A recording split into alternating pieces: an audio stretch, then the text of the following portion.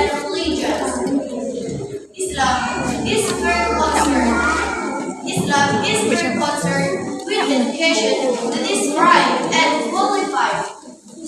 Individuals will be more which ultimately lead people into noble social life.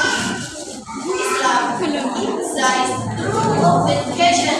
Its primary purpose is devotion. Dear ladies and gentlemen, Islam is religion of peace. This religion teaches us about goodness, justice, and respect the diversity that exists in this world. By understanding Islamic teaching through madrasah education, we can realize peaceful Islam in our life. We can become individuals who are more tolerant of the diversity, and we can understand that every individual has the equal right in the sight of Allah. Verse Allah says in Ar-Ra'd 11.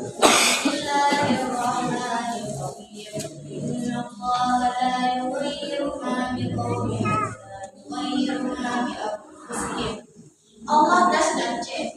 People love unless they change in their heart. It's so that good or bad of human character is only dependent on themselves. Education is demanding for human life. That's why we as madrasah students must get better in primary to get better life and better future. Do you know why? Because there is no better future that can be realized with a noble character than the basic or principal source of morals, Quran and Hadith. So, the role of madrasah education can build noble character and create good generation with akhlaqul karimah.